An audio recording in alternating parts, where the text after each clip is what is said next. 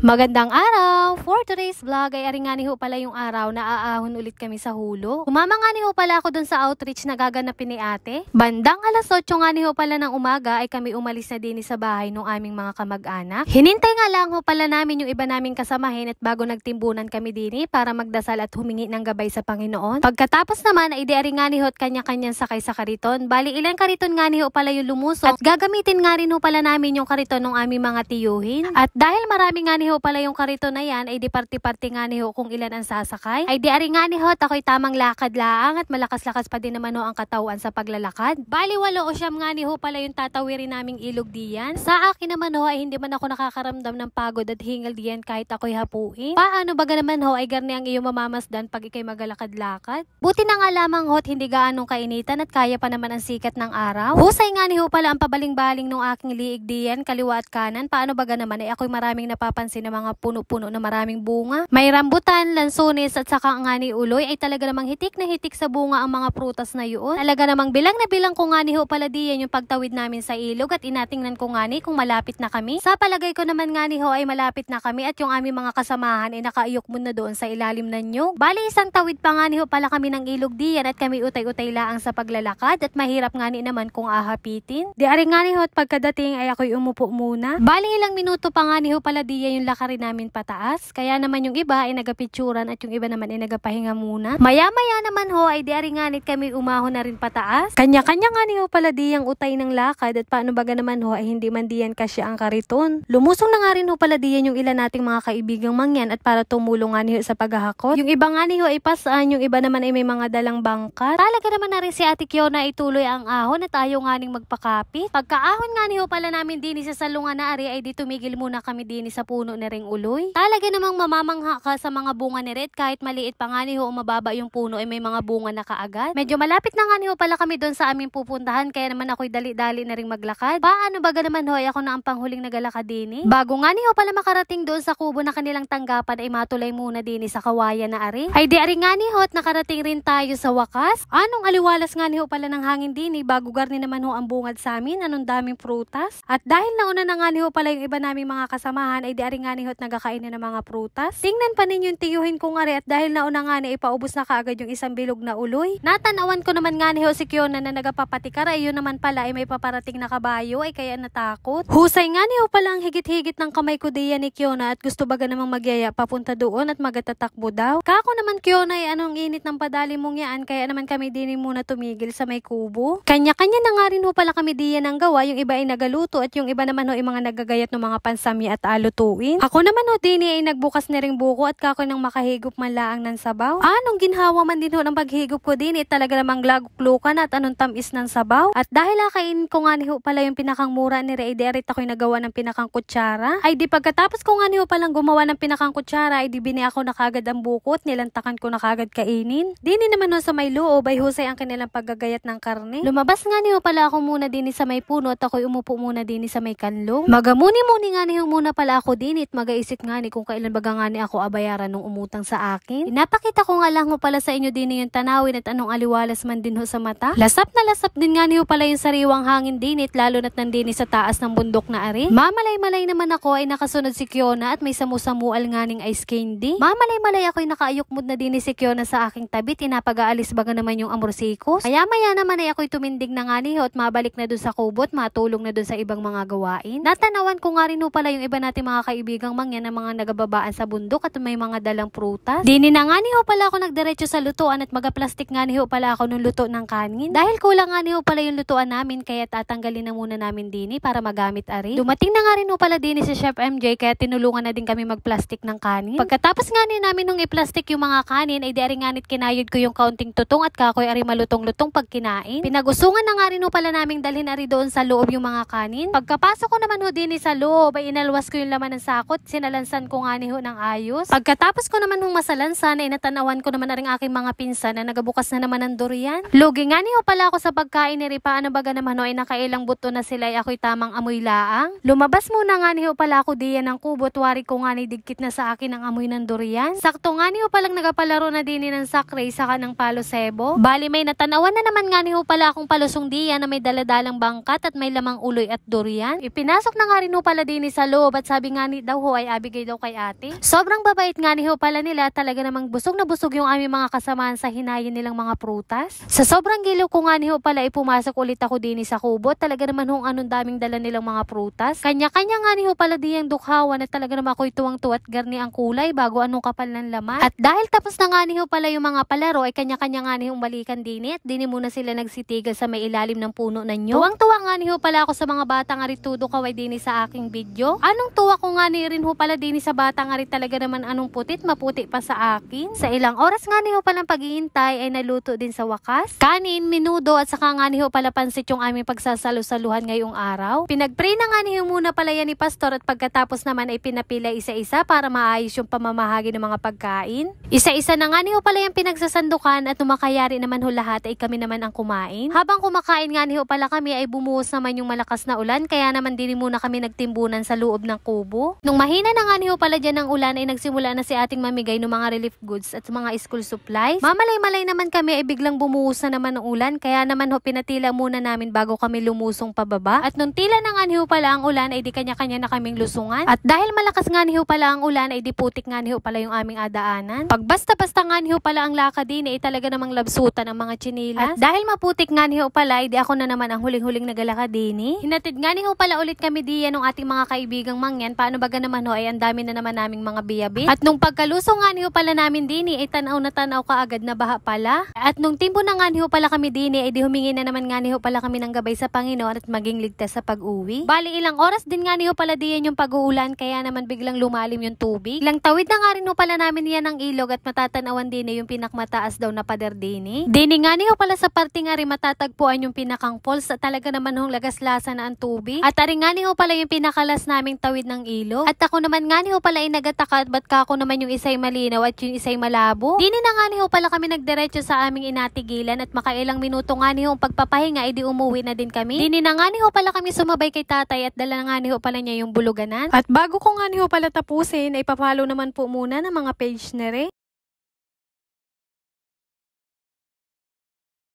At yun lamang for today's video. Salamat sa inyong panonood. God bless.